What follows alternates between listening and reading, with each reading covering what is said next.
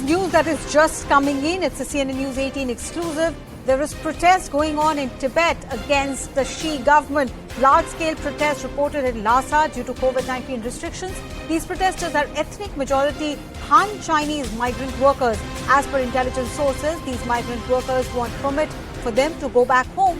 These workers are protesting because they're unable to earn bread and butter due to the lockdown, and now they're also away from home. This is exclusively brought to us by Manoj Gupta. Abhishek Jha is also with us on the phone line on this. Abhishek, can you help us get more details on these pictures that we're seeing?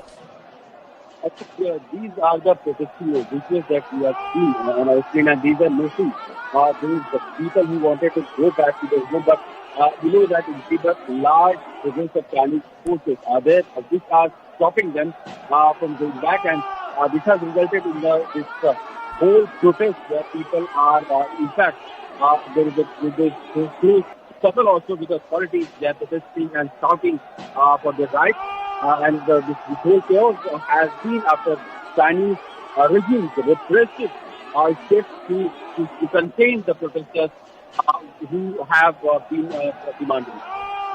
Right, and you know, is there any date as to how long back were these protests happening? Are they still going on? Is there a law and order situation for Xi government there at hand? Actually, these are the protests that has been going on for a very long time now. But the kind of escalation of this protest has been of a phenomena, and these are the kind of challenging circumstances for Chinese President Xi Jinping, who has just taken over power and got mandate for a third term. Right. Abhishek, sorry to have cut you short there. Sushant Sareen, strategic analyst, is also with us. As we see these pictures, Mr. Sareen, Xi has managed to get his third term. So will these protests, these pictures that we are showing to the world, will this affect his plan for Tibet, plan for China in any way? Well, I don't think so. I think, these protests have been happening not just in Tibet, but they've been happening in other parts of China as well. But when you're a totalitarian society and you're not, depending on the endorsement of the people for your rule, rather you are imposing yourself on the people, then as long as you can carry it forward, you will carry it forward. So I don't think these protests are really going to help very much the protesters.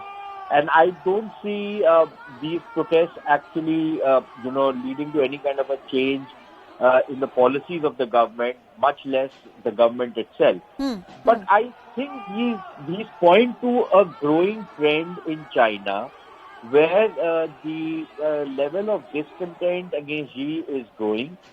He has reached the apex of his power. I don't think there is anything more he's going to gain. And there will be a pushback. Now, in what form that pushback is going to come, from what quarters it is going to come, maybe it's going to be, a little by little kind of whittling down of his strength and his authorities until one fine day somebody gets up and challenges his rule. But clearly, the kind of measures which have been taken both on the economic field, in the international diplomacy field, in internal security, there is growing resentment against the regime. But for now, I don't think the regime is going anywhere. But Mr. Sareen, this is happening in Tibet. I mean, we have a situation there in Ladakh. We are constantly seeing situations developing in Sikkim, in Arunachal. If these are Han Chinese who are protesting in Tibet, as far as India's strategic interests are concerned, how do you interpret these protests? Well, we can take some pleasure from these protests to the extent that they cause discomfort for the Chinese regime. But the fact of the matter remains that ultimately we have to deal with the regime. I don't think that these protests are going to lead to any precipitate action from the Chinese against India. But that danger always exists, not necessarily because they want to divert attention from the protest, but because of other strategic reasons. So that standoff is not going away again anywhere. But Sareen, would it mean any change or cause any difficulty for Chinese regime to move their men and machine to the line of actual control? No, I don't think so. I don't think that's really going to affect them very much. But I think if there is not going to be any conflict between India and China, it will not be because of these protests, but it will be because of the kind of deployments India has along the borders. And I think that's something which the Chinese are aware of. They know that it's not going to be a cakewalk. It's 1962 is past history, and now new history is being created. So I'm not entirely sure whether the Chinese are going to take any precipitate action, for now. But these protests are not going to stop.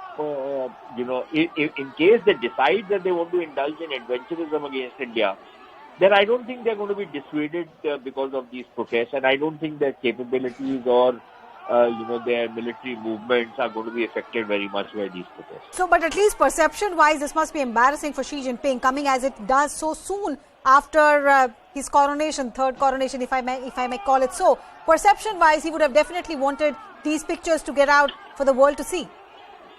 Yeah. Perception-wise, what he would have wanted is that the whole of China is, in raptures because he's got a third term and he is going to be president for life. Now, how long his life is, that's another question. But, from purely a perceptual point of view, he would want to create that perception that, he's the most popular guy in China. And obviously, these kind of images don't do anything for his image.